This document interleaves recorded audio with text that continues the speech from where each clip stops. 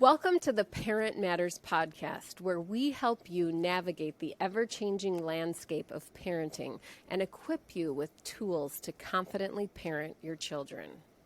I'm Susan Stutzman, and today we're going to talk about regulation, emotional regulation. And to help me do that is my friend and colleague, Tracy Turner-Bumberry. She's a therapist and the founder of Seva Counseling in Georgia. Welcome to the show, Tracy. Thank you. I'm happy to be here. I just realized I didn't ask you how you say that. Is Seva correct? You did it exactly right. It's Seva. Okay. Sometimes I feel like I'm going to be at, I don't know if, this is kind of a side note, but some of my listeners may get this reference, but it's like when Dunder Mifflin was bought by Sabre and Sabre. And I'm always like, uh-oh. I know exactly what you're talking about. So Seva Counseling in Georgia. I'm so glad, Tracy, that you're here joining me today to talk about what we've titled 5 Practical Ways to Help a Child Regulate. I know you know a lot about this topic. In fact, you've written a book on regulation, and it's really a cool title, 2468. This is how we regulate.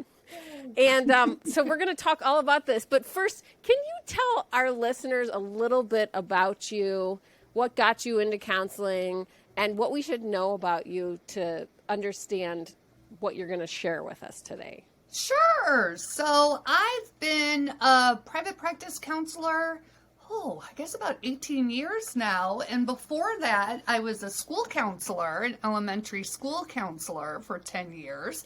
But what really got me into counseling was before that.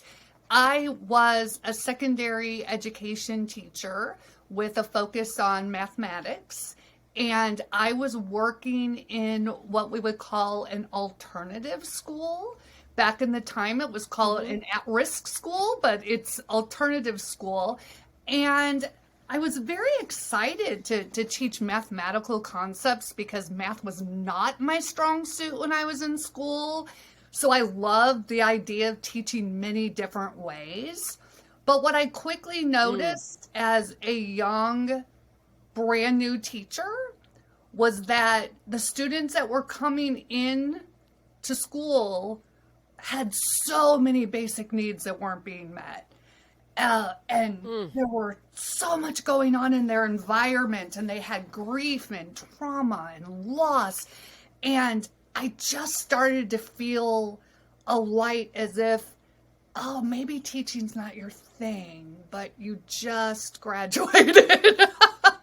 So I did, I figured out pretty early on that my purpose was definitely counseling to work on some of those needs so then academics could flourish. And so pretty quickly after that, went back to school and did what we all need to do to become licensed professional counselors. So that's a little bit of background to what sparked that idea. Yeah, and so, I know you've written a book, and it's based on so much of your real world experience. And, regulation is a tricky word. And so I would love for you to, as we jump into this topic on ways to help a child to regulate, to just name, what is regulation? Sure, we hear it. We hear that word, and quite often we just assume we know what it is, right? Same with mindfulness. Mindfulness is a word we hear often as well, and then we wonder, what is it? What is this? What are these words? Yeah. Like how do we ask? Full. Exactly. It's like, my mind is full. I need mindfulness. Now what? But emotion regulation is actually a studied research term. And I thought what could be helpful is to first give you one definition, because many different researchers have researched emotion regulation. And then I would love to give some real world examples to help it make a little bit more sense. I really feel like Yeah. if we give a real world example, more parents will understand, oh, okay, I know what this is. Yeah. So if Because that's sometimes we okay, hear words and we don't always know. 100%. Yeah. And So and go the ahead. other Tell us. the other thing I really want to make sure, you sparked something that I want to make sure I say. Another thing about emotion regulation before I explain it. Many of parents that are out there right now who may be listening to this may naturally have very strong emotion regulation skills that they probably didn't have to learn. I mean, we all have such different personalities and such different temperaments. So if you have naturally strong emotion regulation ability, it's hard to understand, why is my kid acting this way? What's going on? Why Oh, can't he just yes. be quiet? Yeah, why can't he just be quiet? Why can't Yeah. he just accept what the teacher's saying? Why can't he just do his homework?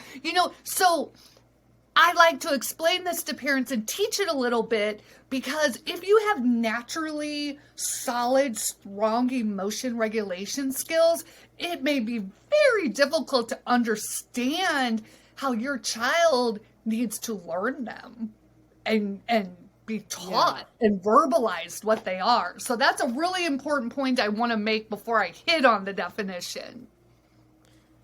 I love that. I'm so glad that you said that, because so often that is something that is tricky for parents. Is, hey, I know this innately, or I don't remember how I learned this, and this isn't something that I need work on. Why can't my child do this, or why won't they? Right? So sometimes it's like they're refusing to, or we have this feeling that they're refusing to, and so it's important for us to understand. And I'm so excited to hear what you have to say Sure. for my So own self too. emotion regulation. I use the definition by Dr. James Gross, and he is a researcher and a psychologist for Stanford University. And he has spent, I would say, his entire professional life studying and researching emotion regulation. And if you are someone who likes to learn, like really dig into a concept, all you would have to do is search his name and you would find a plethora of information.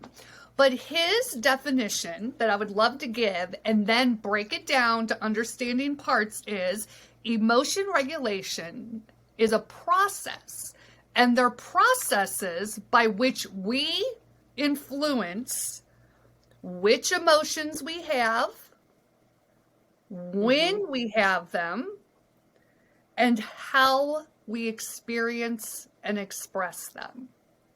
So, emotion Whoa, that's a regulation. lot. It is. Emotion regulation is the process. It's all going on up here most of the time without us even realizing it. But the process of which emotion am I going to have? When am I going to have it? And how I'm going to experience and express them. So, using that definition, and let's get to a real world example. Okay, let's think about a time Okay. when any of us had a job with a boss. Because believe me, being a parent is 2 full-time jobs. I want you to, if you are doing that 2 full-time job as a parent, I want you to think about a time where you had a job. When I was 16, my first job was McDonald's, so I could use that as an example. If you are a parent who has not had the experience of a working job, think about school. And your boss, when I use the word boss, you may think about your teacher. Okay? So I want you to think about that. Does that make sense? Yep. Okay, I got it. So I've got mine. I'm thinking about my McDonald's boss from back in the day. Okay? And I'm thinking about my Starbucks boss.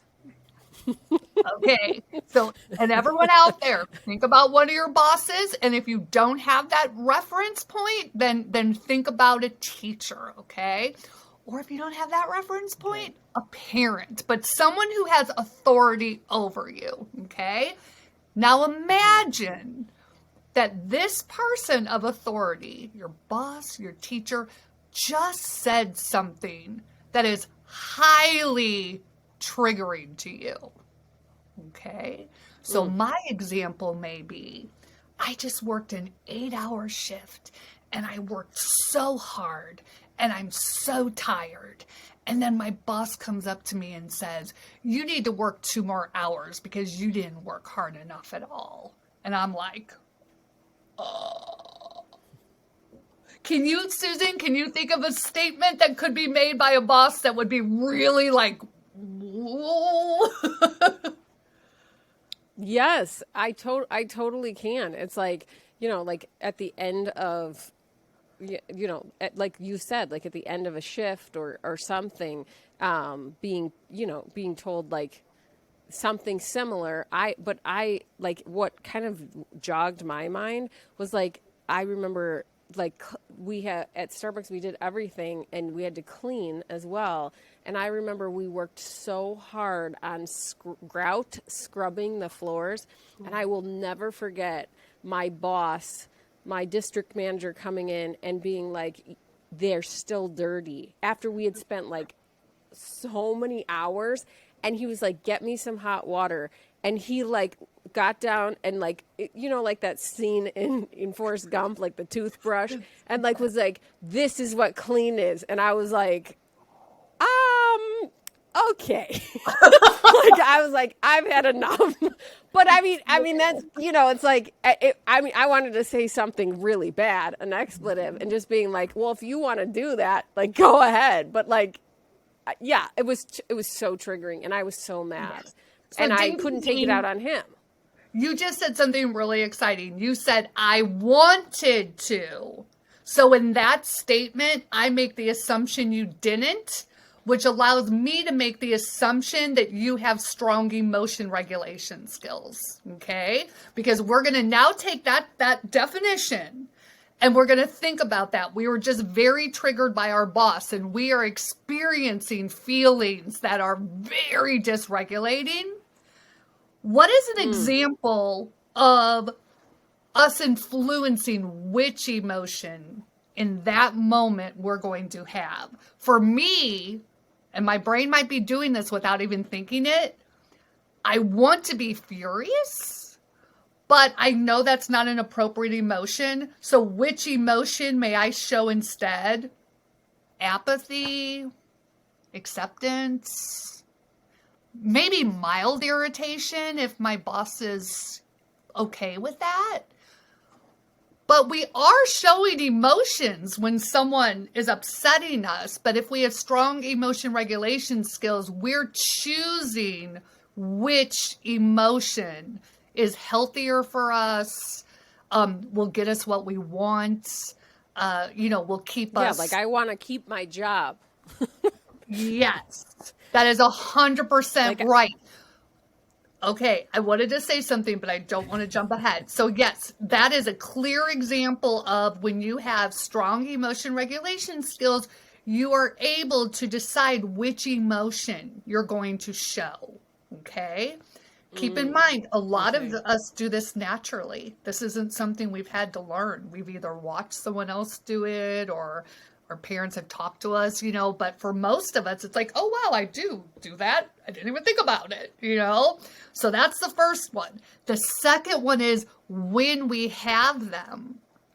Now, I don't know about you all, but I am very good at holding some emotions in because they're not proper in the moment and then going home and wailing to a trusted person, just like, you wouldn't believe the day I had. Can you believe what they said to me? So I'm going to have that furious emotion, but I'm determining when I'm going to have it.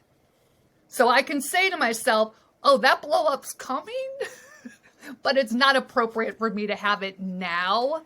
I need to wait until.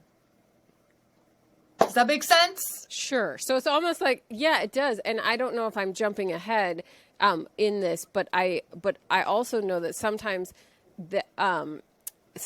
I feel like I got over something and then I get home and I'm triggered by a very minute something, and it has nothing. I mean, like normally I can hold it, like it's just kind of like, oh, Susan, you forgot the salt in this, and it's like, I'm not good enough. Like, and it comes out, and it was something from that. Is that kind of what you're talking about, or is that a different?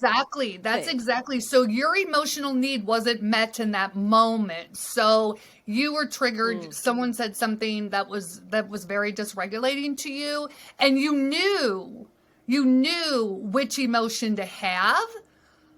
But you may not have gone to the point in your brain of, hey, I can have this emotion later. So that part wasn't addressed. So it's going to be addressed when you didn't put enough salt in. So it is, it is coming out. So almost like on a different level, it's like it knew at that point it was safe for that to come out. It does bring up a really important point about emotion regulation that when I was taught this, it was a life-changing moment for me. And I want to make sure when I'm finished with these definitions, I bring this up because it's probably the number one mistake we make when we're focusing on emotion regulation. Okay. All right. So first, I'm remembering for you that you're going to bring up the life-changing event. Life-changing. Okay. I'm so dramatic, but this is a topic I get very excited. Stay tuned. Don't leave. Awesome. I'm loving it. It's so helpful. It's so helpful to break it down in pieces because I think sometimes there's so much shame around not being able to control yourself or not being able to regulate or stay in balance always, right? And there's also a lot of questions for parents about like, my kid never shows these behaviors at school. Why do I get them, right? And so I think you're answering so many really helpful questions. So thank you. Keep going. Sure. So then the third part is how we experience and express them. Okay. So I could be feeling rage in a moment, but I know it's my boss, and I know if I express rage, it's not going to ultimately get me what I want. I want to keep this job, so I have money. So when I was 16, I wanted to buy a lot of clothes and Prince albums and, go see Madonna in concert. Like, this is what I wanted to do. So it was important for me to be respectful to this boss. So it's virtually impossible to have no emotion. So then I have to decide, how can I, in a safe way, express this? Let's all be honest. We've all had some bosses where there isn't a safe way to express anger. There isn't. If you express the mildest amount of disappointment, you could be fired. So this part might be, I can't express how I'm feeling in this situation. But you may have a boss. When I was a school counselor, my principal was a very fair boss. And I would have never raged at her, but I could let her know I'm feeling really irritated right now. Is there any way I can ABC? So there's a different example. I was able to influence how I experienced anger because I lessened it. I made it more of an irritation than a rage. But keeping in mind, again, I'm sure all of our kids, and I was a teacher, so I'm saying this, it's true in all fields.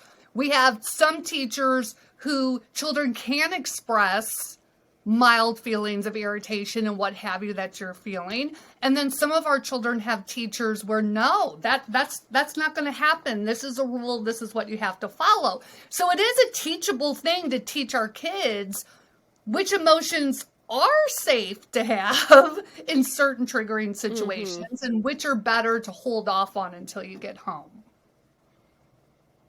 Yeah. So in your situation, it kind of reminds me. Oh, go ahead. I'm sorry. I was just going to say, it reminds me of like when one of my daughters was in first grade and there was a rule, no tears, and then her stomach started hurting, every day. So it was like there were different, it was like, you can't do this, but then nobody had a rule about the tummy. Right. So it was like she started going to the nurse, and that was how she regulated herself. Right. Oh, poor baby. And tears are such a natural thing. Like saddens me Yeah. to hear that. I was wondering in your situation with your boss with the toothbrush and the scrubbing the floor, Yeah. would you be able to express any levels of anger towards that boss, or would that be I can't express this emotion right now?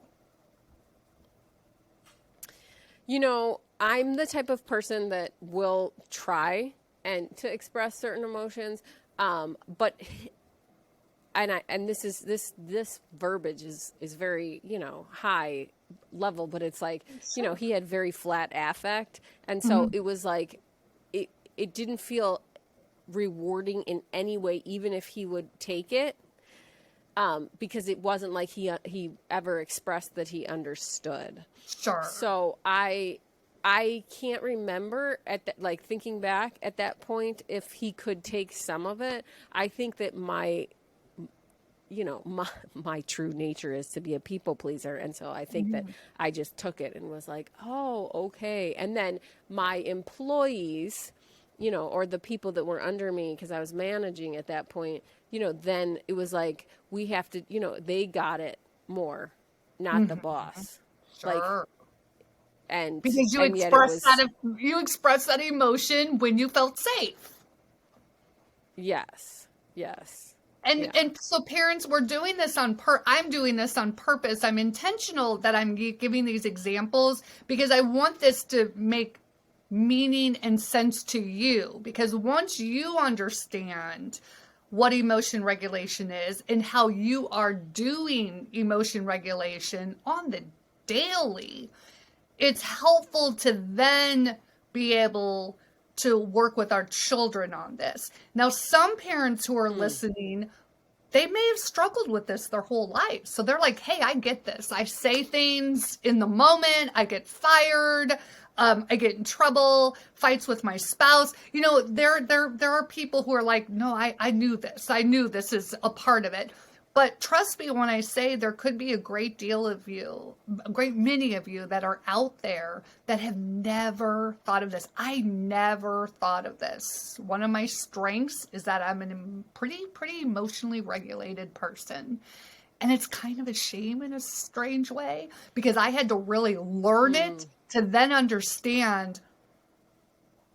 No wonder so many of my clients have a full out meltdown after they're triggered in a classroom because they don't have the strength of emotion regulation. And so they're having the feeling in the moment at the intensity in the way that their body feels like they have to have it. It's not personal.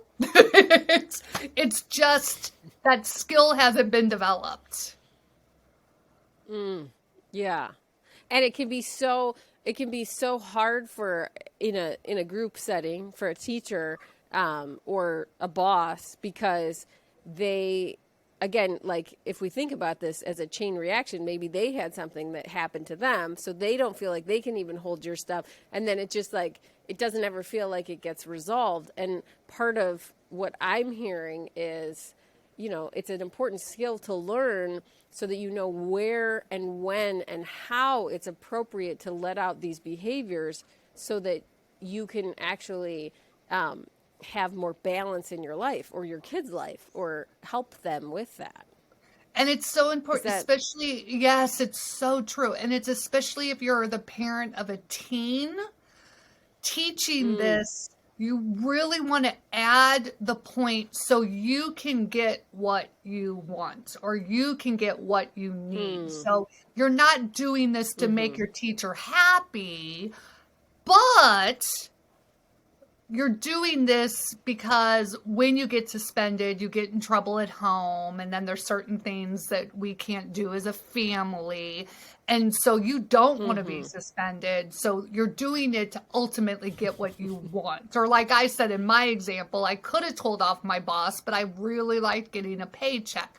So with children, you don't need to say that part as much. But with teens, you really need to make sure they understand you're doing this for you. You're not doing this so the teacher will be happy with you necessarily. It's nice if You do want your teacher to be happy, but a lot of teens don't really care about that, the happiness of their teacher.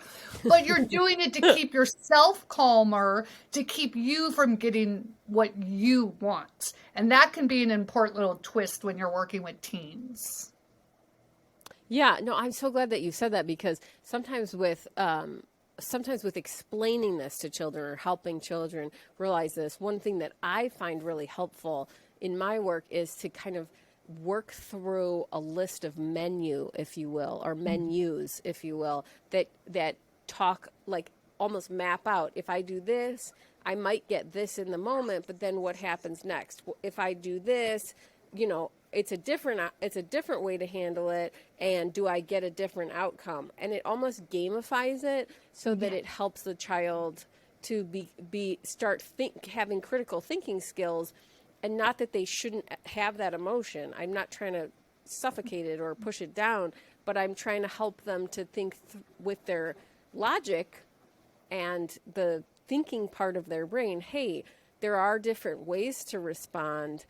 And yeah, like you said, with teens too, like, is it getting you what you want? Right. And is it right? Like in the end, because sometimes, again, like you said, and I know I'm just reiterating it, but I think it's worth mentioning again. I want to keep my job, so I'm going to just kind of chuckle and say, okay, I will keep working on that floor, even though the tile was the very first one when you walked in the door of Starbucks. And I was like, come on, man. I mean, I could have cleaned it 5 minutes ago and there were 17 people that already walked on it. Like, oh my gosh. And I'm just like, okay. And you did bring up, you're honoring the emotion you're having. We're not trying to change it.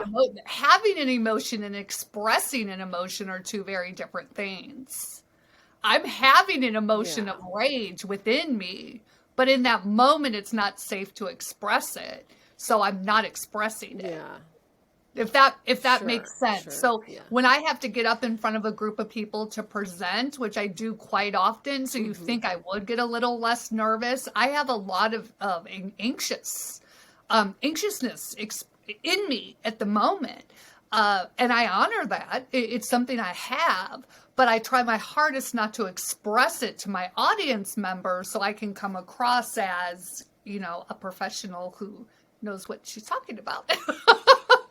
So yes, we still we still recognize we have emotions. Absolutely. And that can be helpful for teens too, because I've had teens that are like, well, I'm just keeping it real. And it's like, well, I'm not asking you to not keep it real. I'm just asking you to think about how you're expressing it. Yeah. No, I think that's so helpful.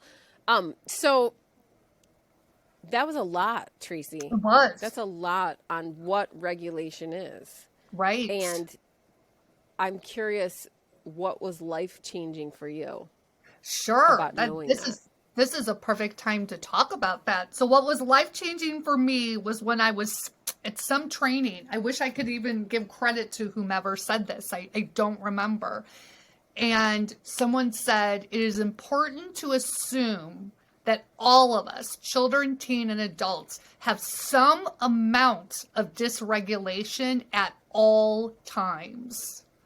And if we're only focusing on the dysregulation when it's at the boiling point, we are going to have a much harder time regulating someone. That was mind-blowing. Mind-blowing, because what typically happens? Because often, we go to the crisis. We're like, my kid needs help when they are suspended or in detention, not like, hey, they're having a hard time sitting and because they're wiggling, or and we are having little tiny blow-ups at home or temper tantrums or different things. Right. For any parent out there who may have panic disorder or anxiety, and that can turn into severe panic, they will be able to understand this concept so well, because if they try to calm themselves down once they're having a full-out panic attack, it is a but next to impossible. That's the point where anyone who has panic attacks will say, that's when I just got to write it out. It feels lousy. It feels horrible, but I just have to write it out. But when you think about it, we talk over and over and over again about interventions for kids, interventions for kids, interventions for kids. But if we remember that all of us have some level of dysregulation at all times, we can start focused on prevention, doing emotion regulation activities before we even have any signs that our kids are dysregulated. Yes, and then oh my goodness, yeah, and then that equips them, because in the moment, like you said, you just have to write it out, and it's not like you can, I mean, literally, like, it's like, okay, we need to get a snack or get them in a room that they're safe, help them, right? And those and that is often when kids come to see mental health counselors like you and I. But all parents, all caregivers, all people can learn how to resource themselves to increase their regulation, or, as I like to say, their capacity to know when to show the feeling in safety and how to show it in safety. Exactly. That's why that was such a life-changing moment for me, because I can use my own personal examples. As a therapist, I would work, take that other client, take that next client, do what I have to do. And I would only self-care when I start feeling it, when the anxiety was kicking in, when I was shaking, having trouble sleeping.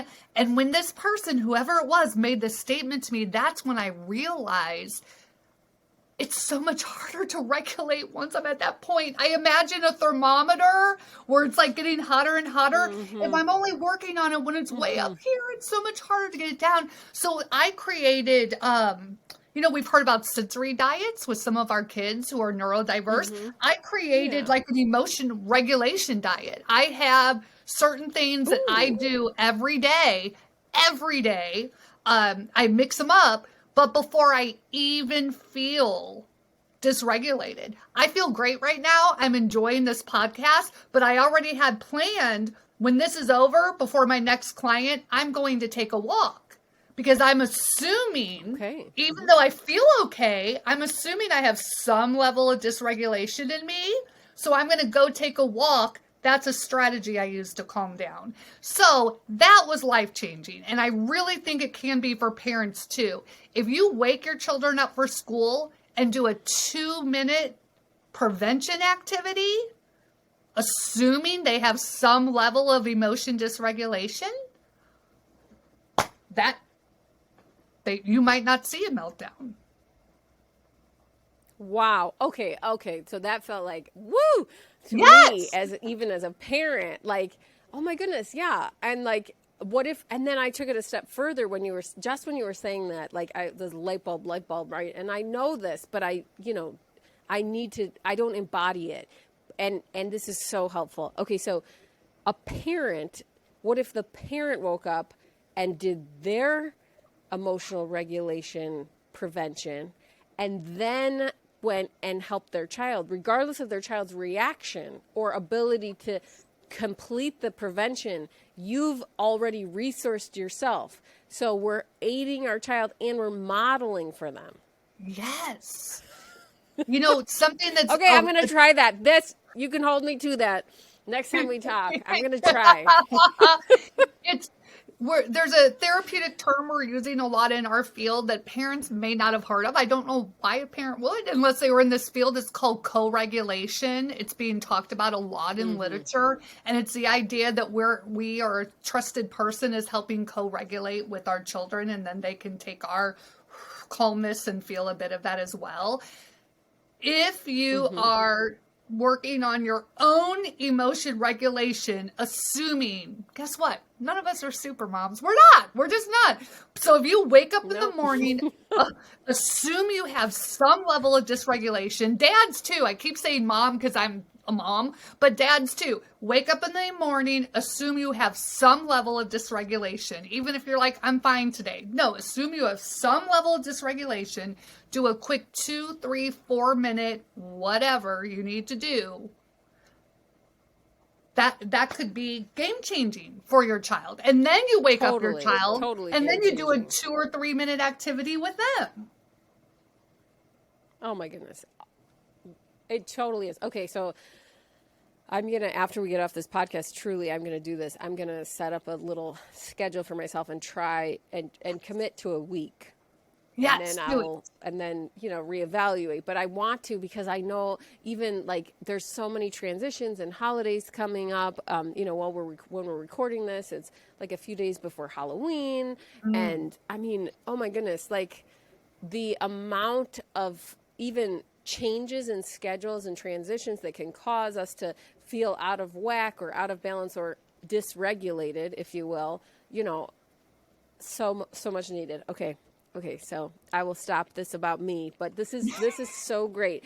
But you were talking about doing whatever. So Tracy, I think if you're okay with it, I'd love to pivot. And can you give us, because I know we talked about having 5 practical ways to help your child regulate. Can you share some of those ways or all of them right now, and what that looks like so that parents actually have tangible things that they can do, me included, and in this next week that I've committed to.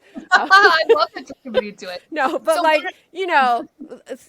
so that they can begin to learn either preventatively, or if your child's already in that meltdown stage, they can begin to work these in before the meltdown comes so that they can see a decrease in meltdown. So, we all need tips, and it would be really helpful to hear your tips, especially because I know you work with kids and families all the time to help them do this exact thing. Sure. So I do have some. It's going to end up being more than 5 just because of my first activity. Great. You can have multiple things with it. One of the things I'm very mindful of is most activities I suggest to parents to practice don't require any materials, because I really think, can you imagine if I was extremely dependent on a fidget, and then I'm at the grocery store and I'm standing in line and I can't get through and I'm like, where's my fidget? So I like to have ideas of things that don't necessarily require materials. However, saying that, the first thing I'm going to suggest does require materials.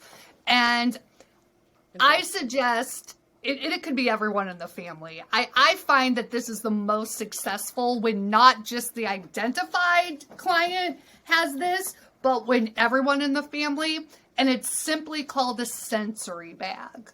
And you can make it as simple. Okay, so I just want to say something. I just want to say something before you talk about sensory bag, is for those of you who have never been in the counseling world, the identified patient would be the identified client would be the person that we're working with primarily. And so Tracy here is just talking about basically the identified troublemaker. Exactly. The one who was identified. Although we all know our role in a family. I was the identified troublemaker growing up. But my sister was I was too. I was the troublemaker. I was the tattletailer. Always getting in trouble. Oh my goodness. Always. We know it's the whole family that causes all this. So yes, thank you for clarifying that for me. So I try not to use words that are like just the therapists know, but I do still do that. So I apologize. So a sensory bag, it can be as detailed or as general as you want. Something that I naturally learned about myself is that I had created a sensory bag in my purse because I didn't realize I did it. In my purse, I have this little like zippered pouch, and I have lotion that smells really nice, and I have some essential oils. And I have this cute little picture of my daughter when she was a baby. So, without realizing it, I had kind of created, I have gum, I kind of created a sensory bag. But for children who need to learn this, they need to have a concrete example of a sensory bag. So parents, you can make this as simple or as detailed as you want. I'm not a very crafty person. So when we make sensory bags in my office, we start with a gallon plastic bag. That's what we use. I've seen parents who have made beautiful bags. It's up to you, how you want to do it. And in this bag, I'm more of the gallon plastic bag lady. Another one that I've noticed some counselors are doing, you can get like those almost like nylon drawstring bags, relatively inexpensive, and that could be a good example too. You don't want it too big because you don't want it to be overwhelming. You want your child to have one strategy for each of the 5 senses. Now, if there's any occupational therapist out there, I know there really are 8 senses. But for the purposes of this, we're going to focus on our 5 senses: the sight, smell, taste, hearing, and touch. Okay? In that bag, you're going to have one strategy, one item for each of those. Okay? So if we start with sight, an example of this could be a picture of them on a family vacation, a picture of their dog, a drawing that their mom made for them, a picture out of a magazine. Oh my gosh, magazines have such beautiful pictures. So you're going to have some kind of picture that if they're feeling overwhelmed or they're starting to feel a little dysregulated, or maybe this is the prevention strategy you do every morning, go get your sensory bag and spend some time with it. But the sight one is going to be something that's very meaningful for them to look at. Simple. And it helps them to kind of settle. Yes, it does. When they see it. Yes. So I have a picture of my daughter as a baby, but the other thing that I really recommend, if you can find a nature magazine, something that I have and I actually have one all folded up in my bag. I have this beautiful picture of like the ocean and the beach. And sometimes when you're sitting there and you're looking at it, it does in an odd way almost feel like we're there. So that's the example for the sight one. Does that make sense? It does. And I just want to, and I'm pretty sure that you're gonna touch on this, but just, if a parent is tempted to skip over this little part on our podcast, I do want to just name that and just check in with you to see if this is the same reason why you do this, is that oftentimes we may have tools like this, or we may have these around the house, but if they're not in one place, then we might not be using them, and we may need to utilize different ones at different times. And so it's really helpful to have them set in a space that we can go and we know where they're at. It becomes almost like, routine, like, oh, I'm feeling bad, I'm going to go grab my bag. I have some of the things that I need. Like, I wouldn't always need to use lotion, but I might need gum, on a different day, or something like that, like in your bag. Agree. It really needs to be contained. It needs to be contained in a bag so at all times they know where it is. They can reach out to it when they need it. If you're having to search around the house looking for it, I know with me there is few things as dysregulating as looking for something that's in my house. Yes. My phone. Where is my phone?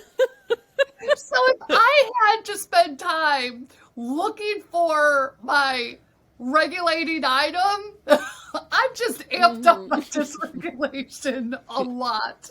So yes, it would be very good to have this contained in a bag or in a space. Thank you for bringing that up. Yes. That's like, where is it? Where is it?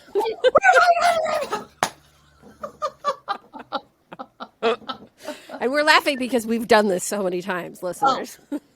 Because we're all human and we know that, we know these experiences. Yes. It helps us be more empathetic towards our children and our clients when we realize that we have some of the same difficulties. So the ear one can be a little bit more trickier.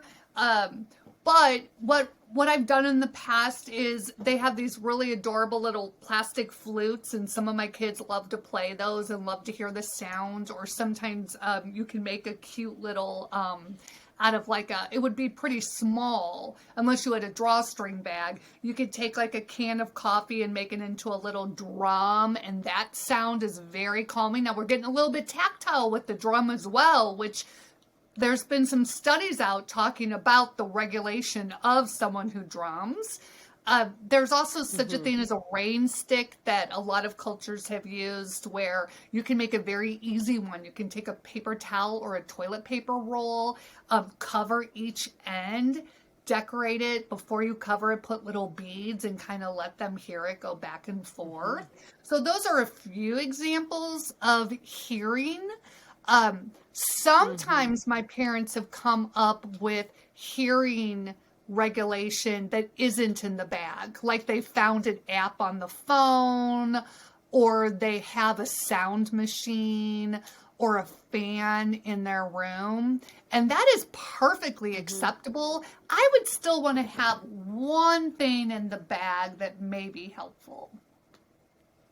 Yeah. One thing that I will say is if you like to like thrift or go to garage sales or something, sometimes little tiny, like, like snow globes or dancers with the music winder on the bottom. Sometimes it's also, I find that it can be helpful because they're little, they have a duration that they're played, and and then if you're getting them a few of the, like them from a second hand, they're not as special of an item to you. And so if they are a little more fragile, then you could have a few on hand type thing. Perfect. Yes, perfect. I love that example. So there are sound ones. It's just there's not as many sound ones. Now they also, there are times where I work with kids who have some pretty severe sensory processing difficulties, who may also be seeing an occupational therapist as well as myself. And I know that sometimes what's in there are like earplugs, because what they need to help calm themselves is less noise. So that has been one that has been suggested to me from occupational therapists as well. Oh, that's helpful. And when I was a kid, and cheap earplugs were just cotton or toilet paper. Right. Exactly. So once you make the tube, put the toilet paper in their ear. They have some pretty advanced earplugs. They have some pretty advanced earplugs now for anyone who may have the funds. They're not super expensive, but they are going to cost money. That when you put these earplugs in, you can still hear voices, but it's reducing background noise. It's very interesting. And that's been very helpful for some of my neurodiverse clients who really struggle with outside noise. And this is a side note, but I was watching the documentary on Netflix, Babies, and they were putting babies in an MRI machine, and they put like little construction, they were like silicone ear muffs, so it didn't go around the head, but they were little tiny, they were almost like little pucks, and they also dampened the sound. And I just saw that last night, and I was going to try and order some, because I was like, oh my goodness, that would be amazing, because they're small enough. They're not like big headphones, and I know that they are more cost effective. But I was excited to see those. Oh, thank you for sharing. If I find some, I'll send you some, Tracy. Oh, do send me some. I love that. That's a really. They're going in my sensory bag. Right. As a parent, sometimes I need to be like, woo! And what a good sign to everyone in your family that you're practicing. Yes. You're modeling. You're modeling your own need for emotion regulation. Mm-hmm. So for the you just need a sound timeout. It's so true. It's so true. You just sometimes need a sense. You're just feeling sensory overload. The other thing a lot of parents have said to me, I think an occupational therapist could explain it much better than I could. So I would leave that to them.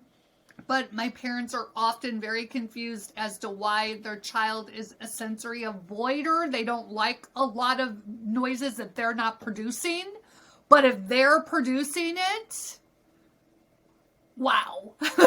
They like really loud sounds. That is just a very interesting thing. Do not despair, parents. That is very common. It probably has something to do with control. They're able to control the sound. And if someone doesn't like loud noises, it doesn't mean they don't like any loud noises. You know, there's just certain ones that trigger you more than others. So that's something that's brought to my attention a lot. Oh, how come that bothers them, but then they bang on pots and pans with a spoon and that doesn't? It's just, we all have different like auditory stresses. Yeah. Yeah. No, I think that's right. Okay. So then for the, I butt in. So yes. I was just going to say, I butt in before. I'm ready for the taste. The taste one. So the two best things to help with regulation when it comes to tasting is sucking on something or chewing on something. I find this is one of the most easiest ones to have. So you either have like a stick of chewing gum in there, a Starburst, like you don't fill them up to where they're just, you know, a Starburst, Right. Gummy bears, gummy worms, A sucker. a sucker would be a perfect one to suck on. Peppermint candy. There are so many. You of course want it to be non-perishable, and you only put like one or two in at a time, and then you can always refill it. I have a cart in my office that allows them to refill their sensory bags, just in case their parents don't, have the means to have all of these things. So we get something to chew, something to suck. Usually a child has one preference over the other, but maybe not. In my little bag, I always have gum, and then I have there are these hard cinnamon candies, and those are just the two things. We're learning so much about you. So much about me and my sensory needs. So I feel like that one's pretty easy. I think the only one that's easier than that is tactile, because mass marketing has figured out tactile. The new things are those puppets and fidget spinners and squeeze balls. I mean, this is really an area that I don't think any parent is going to struggle with. The only thing they might struggle with is whichever we're choosing to put in this bag stays in the bag, so we're not searching. Yes. Yeah. Mm-hmm. So that one tends to be one of the ones that's a little bit easier. The smell can be quite easy also. You can buy little miniature hand lotions. In our world of COVID, maybe you can buy some little miniature hand sanitizers that smell good. I know I've smelled some really good ones. Really good ones. It's like, do these work? These smell awfully good.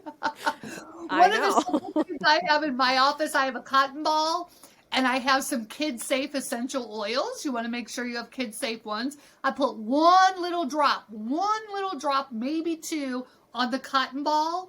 We take a fabric square, we wrap it up and tie it, and that smells for a good 2 weeks. So that's just an easy thing we've done. Yeah. A lot of my clients are very surprised how much smell helps them calm. I also know that they make necklaces, and I might not be able to explain this very well, but they're necklaces that look unigender, like boys or girls could wear them, and they have like a little pendant with holes in them. And you can put a couple drops of essential oil on a little sponge. And I have quite a few clients that are using that sensory tool in school as well. Wow. Yeah. No, that's cool. I know that I've seen those, and I like at craft stores more than like jewelry stores.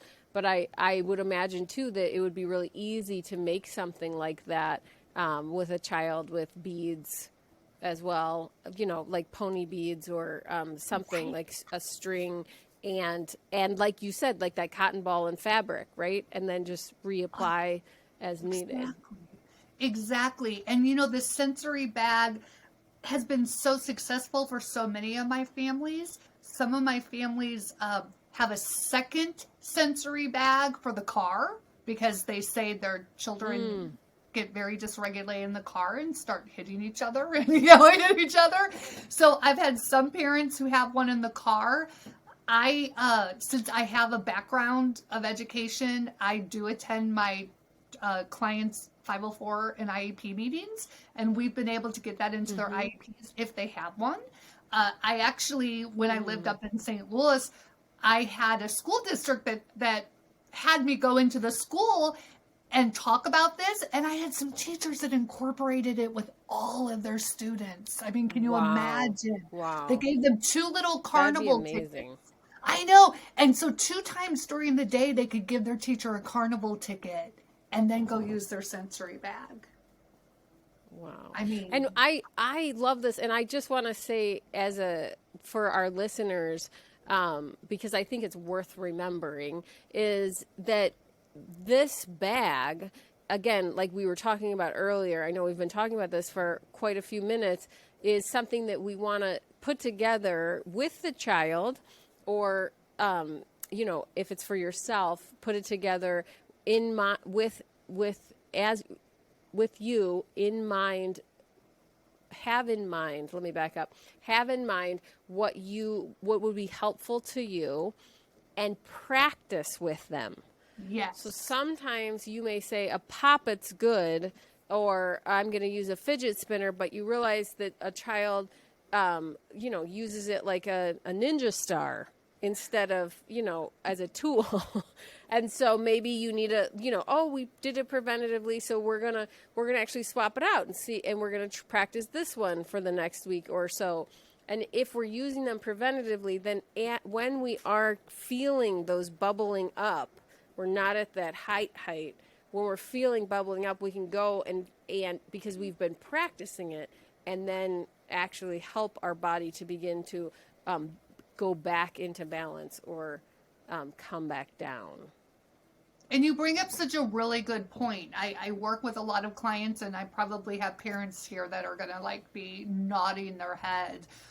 We have some kids that have very short attention spans. So what works one week, the next week they're like, I don't want to do that anymore. So that's where creativity can really come in handy.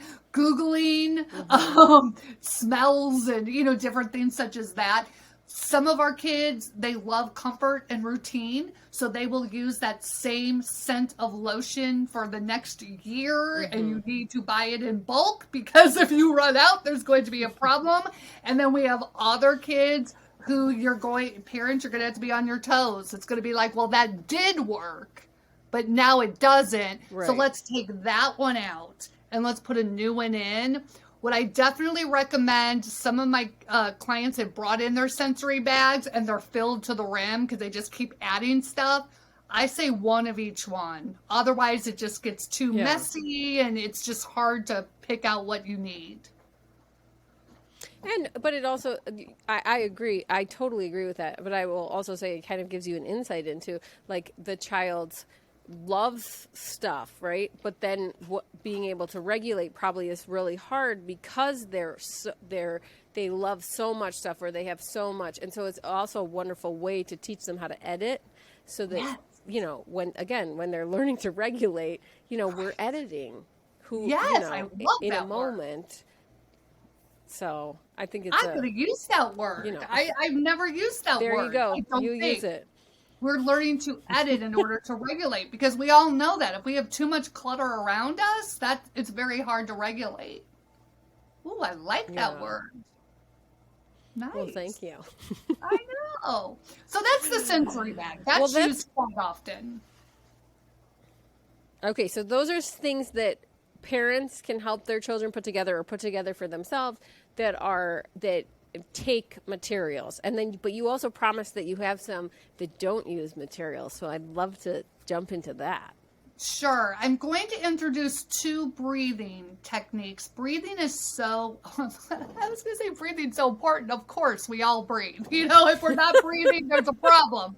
But it's the only way, but I mean, yeah, but I was going to say it's the only way that we can actually in our body, if I understand if I understand the neuroscience correctly, like actually pace the way in which our heart beat begins to either go down or up. Yes. It's Is that correct?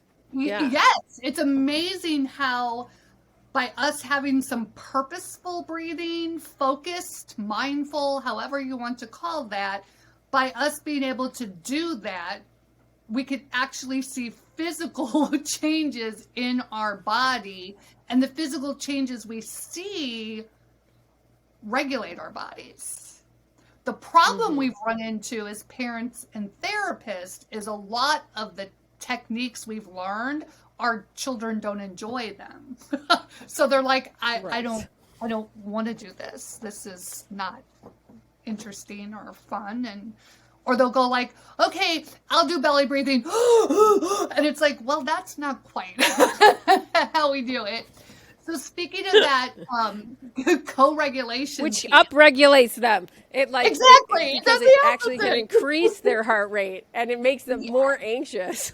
Yes, you have to exhale longer than the inhale. So as a child, if you have a young child, these are really sweet breathing techniques you can do with your child that really helps with co-regulation. So you both are working together on regulation. Even children and teens will do this with their parents as well.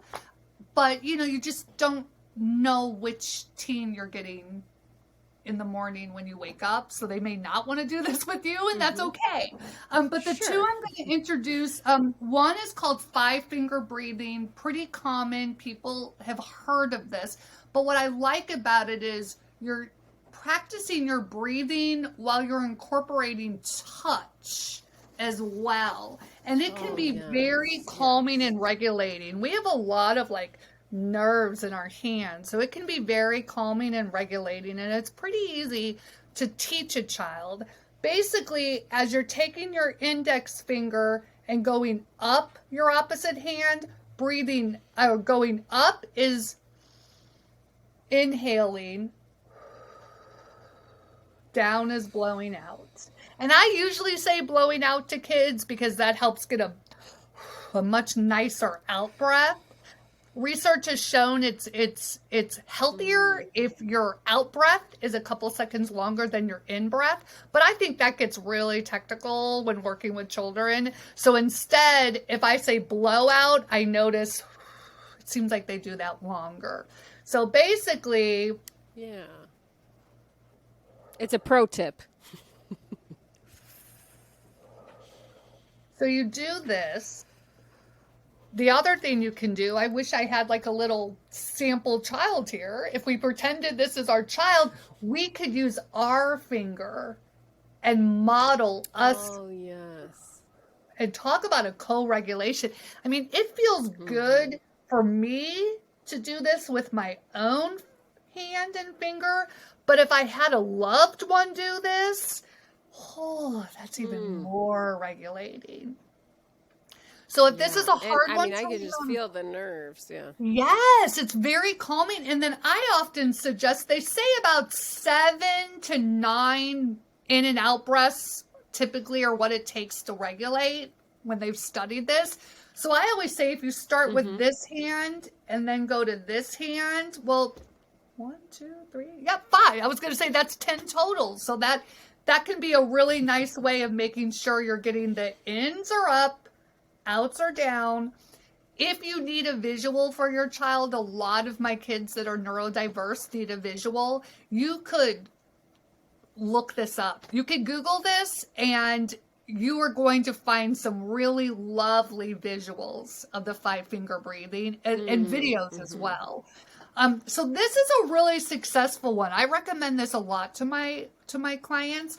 The other one I love is rainbow breathing, because you get to actually do a little bit of movement, especially we can get really tight in our shoulders. So basically with rainbow breathing, you have your hands down by your sides and you're going to go like this and bring your hands up. You can see me, and then back down. And your co-regulator they're going to name out every color of the rainbow. So we have red. And as I'm blowing out, my And for those of you who are watching, just so you can see Tracy, but for those of you who are just listening, she's moving her arms up and then all the way down, and it's kind of like it almost feels like to me like a yoga move, like it does to the morning or something like that. I agree. And so now, I don't need a co-regulator. If I model this and I go, I'm going to be saying red to myself, because if I'm saying red out loud while I'm trying to breathe in and out, that kind of disrupts my breathing. Mm-hmm. But a lot of my kids are highly creative, and they've actually told me as I'm saying the color red, they're starting to like see the image of red, which seems to be additionally very calming as well. So those are two breathings that I have found to be very helpful. I'm going to add one in that I didn't have planned to talk about, and this works really well with teens who may not want to co-regulate with a parent, or who may not want to be standing in line at the grocery store, like doing these big arcs. It's a simple, you're touching your thumb with your index finger and you're breathing in and out. Touching your thumb with your middle finger. You can even do this with your hands in your pocket. Absolutely. This is my go-to. I know that we had talked about, I wonder, I think we talked about off camera, like what would be your favorite one? This is my go-to. If I'm in traffic at a stop, I do this. These are my go-tos. I like the feeling of the touch, breathing in, blowing out, and no one else sees me doing it. So those are three good breathing that you don't need anything, and you are going to control your heart rate slowing, your blood pressure regulating. It's pretty fascinating what breathing can do. Yeah. Oh my goodness. I'm going to use this. I'm going to use Rainbow for my week trial this next week of regulating myself. And then I'm going to go into my kiddo's bedroom and I'm going to invite them to join me, because I feel like I'm going to be able to remember this because it's a yoga move that I love, but it's also going to be helpful because it's like stretching and breathing, and it's going to help me to take those moments for myself. Yes. I'm so excited. So that could be yours, and you might find you're doing it a lot because it is the one that just really resonated with you. Yeah. No, I think that's great. Wow. You've given us so much. And I know you said, I want to be mindful of time because we have been talking for a long time, and we could keep going if you have the time, but I know that you mentioned that you had a lot of things to also that, you need to take a walk before your clients. So you tell me, do you have more regulation? I have two more. You wanted to talk about? Oh, perfect. I have two more that I would love to talk about. So two more. The one is, we used to do this as children. I don't know the age of the parents listening, but as children, we would have like a sibling or a friend that would take their finger and write a letter on our back, and we would have to guess what it was. Yes. That is a powerful, regulating, calming activity.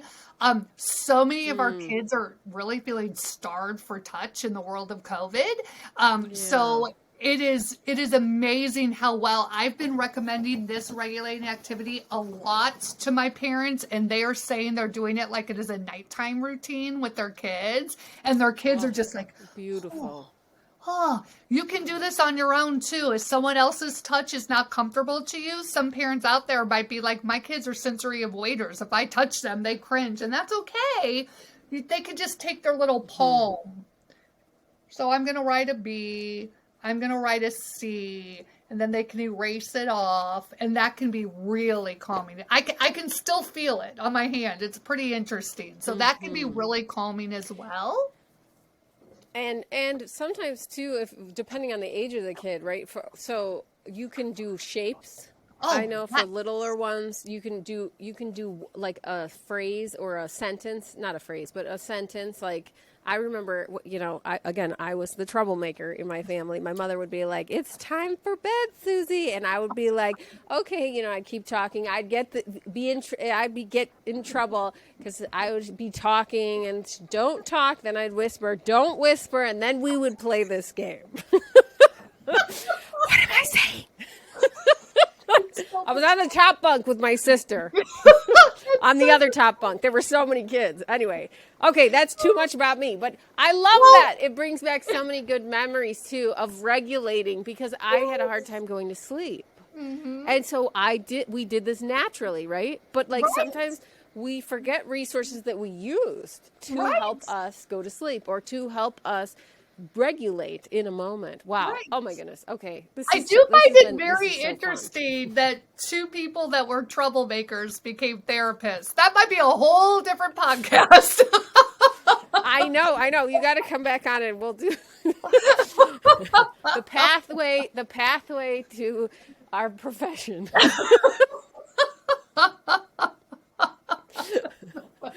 Yes. And then the last one I'm going to recommend because there are so many things you can do.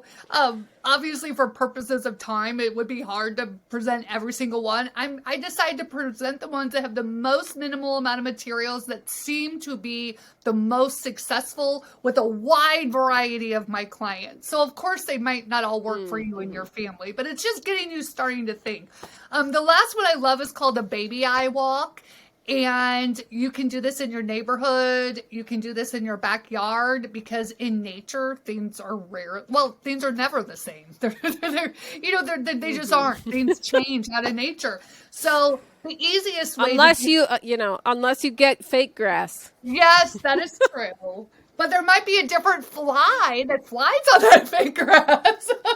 Oh, that is true. Okay, I stand corrected. So the easiest way to do this is with the sense of sight or sound.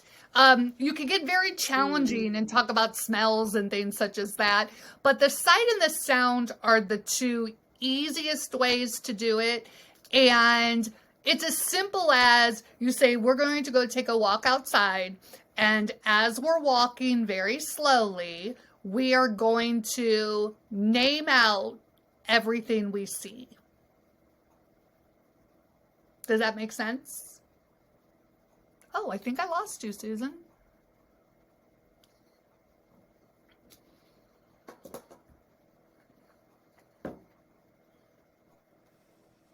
There you are. I'm here.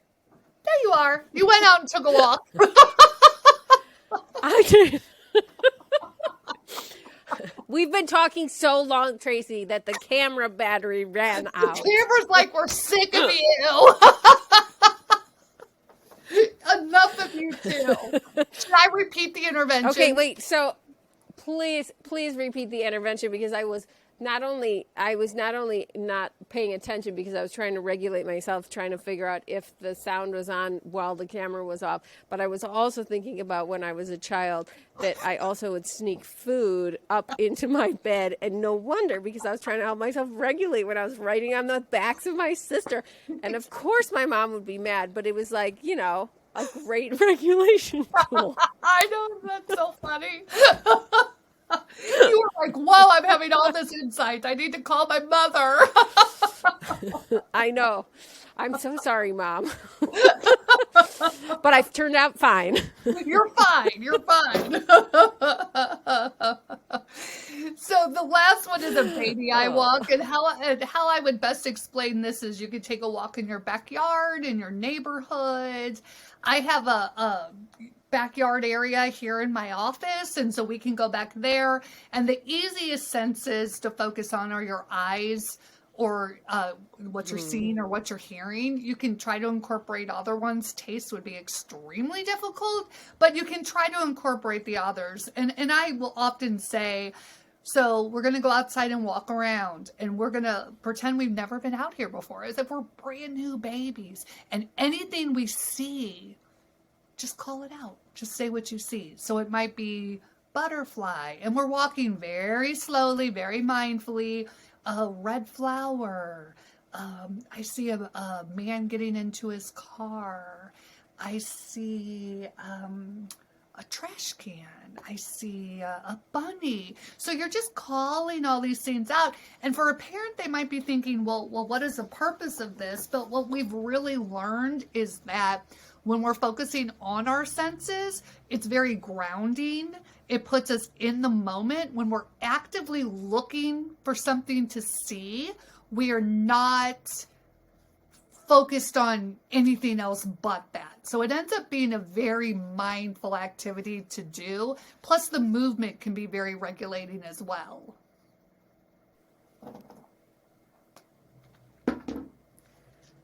Okay. Hi. And we're back. I think. Let me make sure I have. Can you hear me? Mm-hmm. Sorry about that. No, you're fine. I was joking that I'm just having the so much computer fun. hates this intervention. There's like forces at work. This intervention, they're like, no more, no. No. Doesn't Like work. everything could go wrong is going wrong. Well, what a great time for it to go wrong, because we're talking about emotion regulation. You know what I mean? So you get to practice. You get to practice. I know. We get to practice. Let's do our breathing. Yeah. So should I take it from the top? Should I start? Should I start from the very beginning on this one? Okay. Yes. Okay. So the last one is Baby I Walk. And you could walk in your neighborhood, you could walk in your backyard, your front yard. It incorporates movement, which is such a wonderful thing. You're going to be walking slowly, and you're going to pick a sense. Easier would be sounds, so what you're listening to, or sight, what you're seeing. And you're going outside and you're just gently calling out. So let's say we're doing sight. So as you're slow walking, you're just calling out things you're noticing as if you were a baby. You've never, ever walked around your subdivision before. So you may call out leaf, a cat, a red flower. This is especially wonderful for people who live where there's 4 seasons, because really you could do this 4 times a year. And I mean, you could do it more than that, but you're really going to see different things every time you take a walk. The lovely thing about this is there is a newness every time you do it, because there are things you see or hear the one time that you don't. And this activity is so great for mindfulness, because studies have shown that grounding techniques, such as focusing on your senses in the moment, are highly regulating. So those are it. Yes. Oh my goodness, that's awesome. And I love that you shared your favorite personal regulation tool, and just as a reminder to folks about breathing, it's so important to utilize breathing, but it can feel really just regulating to a kid. So trying different ones out. I'm so glad, Tracy, that you shared a few of them. One of my favorites is horse lip breathing. Oh, I love that one. People who need, but it gives the vibration. Again, it doesn't work for everybody, but for me, I hated deep breathing, and I would get so anxious, and I knew the benefits. And so after trying multiple ways of deep breathing, I was like, oh my goodness, I love that. It feels so good to me.